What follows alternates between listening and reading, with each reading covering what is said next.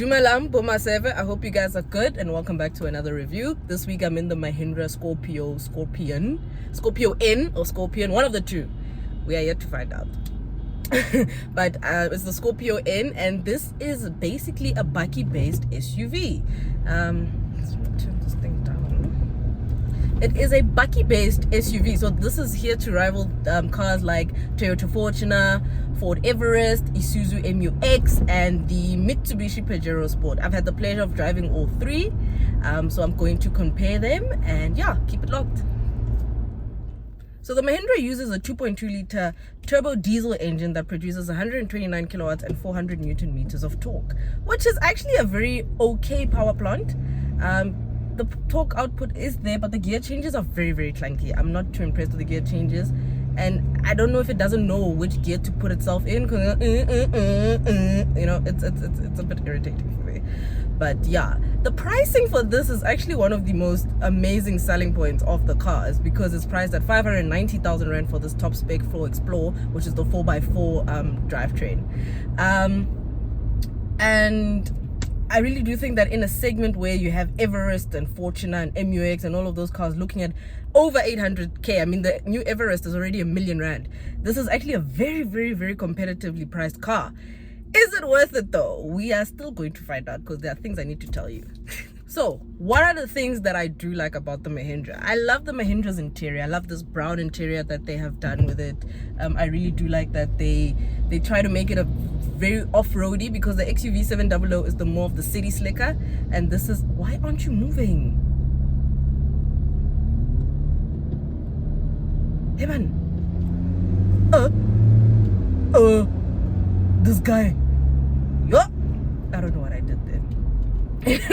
Anyway, I like the interior of it. I like how it looks. I really think that the interior is very well put out. You know, the materials are decent. There's a lot of function buttons on the steering wheel, which I'm very happy about. I love the digital cluster, the gauge, the way it looks. I love this infotainment system, you know, how seamless and very simple it is. It's a very, very nice vehicle. In terms of the interior, I really am happy with it. Yeah, I think that's about it in terms of what I like. I love the space. It's a very big car, so you can roam around and you feel free in it, you know, so I can really do a lot. It's a very big car, and I like that. I do like the boot space also when the seats are folded up. When you take them down, it is a bit compromised, but I mean, obviously it's a 7-seater, so there's a function for that rear part of the seats. But other than that, really think that they've done quite well with it in terms of the interior, the layout, also the modern decals and the modern font, the modern technology that they have. I'm really super impressed with that. I also do like the 12-speaker Sony sound system that they have in here. I think it's banging. It sounds really, really good, like Gombaza. Like, it's really, really, really cool. So kudos to them for the sound system. So I'm very, very happy with that. So what don't I like? The stop-start feature in here is absolutely violent, and I think it's very dated, because it literally shuts the car down. It's like you put the car in park, and then when you put your foot down again, Okada doesn't know. Okada was sleeping. It goes into a bit of limp mode, like, but sometimes when you start it again, it just runs off the line, like, properly. But the stop-start system in here is a complete disaster. I am so sorry, I can't do it. I think it's a bit uncomfortable. It's a bit firm. The seats are a bit firm. I love that the fact that the seats are electric though, so that's actually a very nice thing for a car at this price. It's actually very, very cool.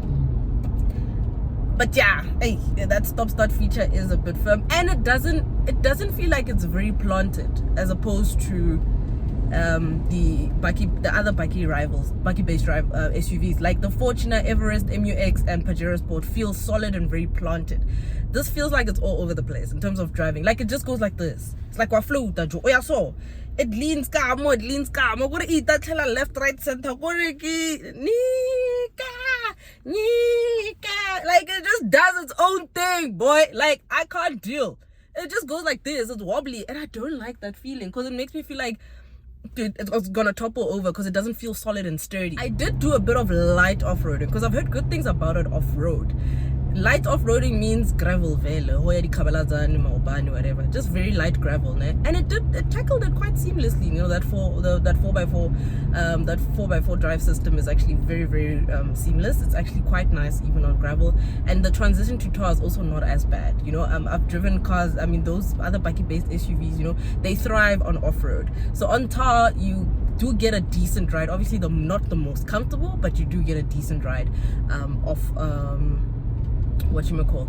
on tar. But I think that's about it in terms of what I like and what I don't like. The exterior of the vehicle, I think the rear looks quite cooler than the front. The rear does look like a little Scorpio nyana, like, you know, that, what is it, a fang or what, that little thing that pierces the Scorpio. The rear lights look like that.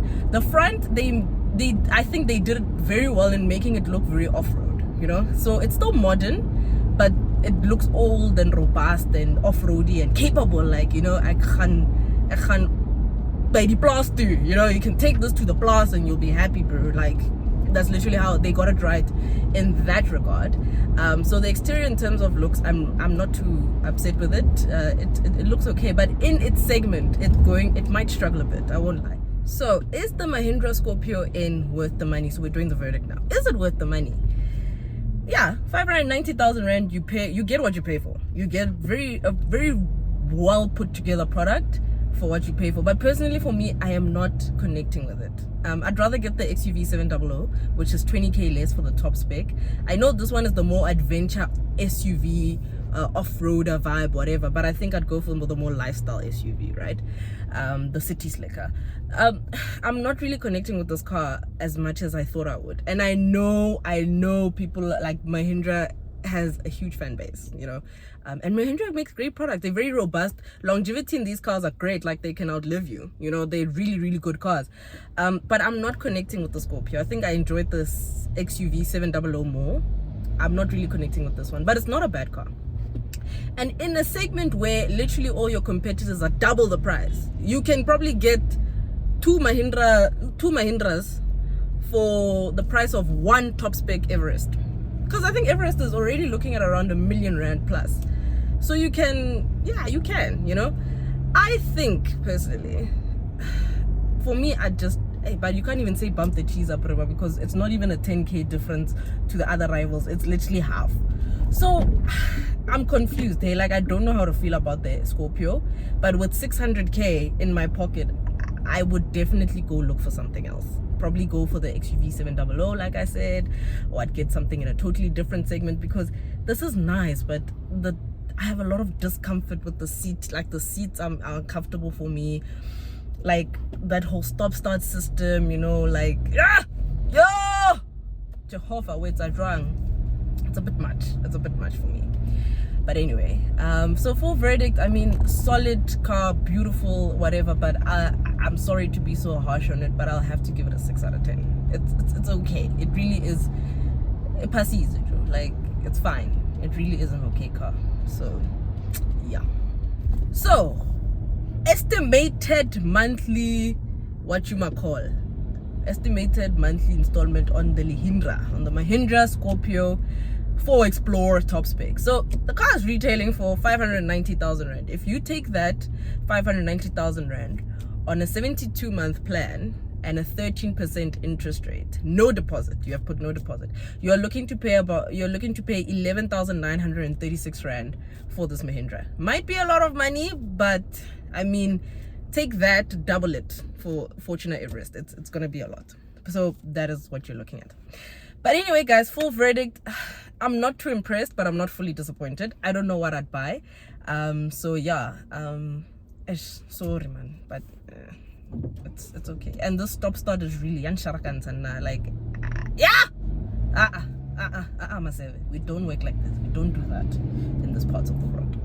Anyway, guys, thank you so much for watching. I'll see you in the next one. Don't forget to like, comment, and subscribe. Tell a friend to tell a friend to tell a friend. And if you're looking for a Mahindra Scorpio N, you know what to do. Go to your nearest Mahindra dealer, strike a deal, and go home with a Scorpion. Sounds very weird, but go home with a Scorpion. That's one I get Pippin. You guys will correct me. Go home with a Scorpion. Anyway, I will see you guys in the this stop start mudim. Anyway, guys, I'll see you in the next one. Thank you. Bye.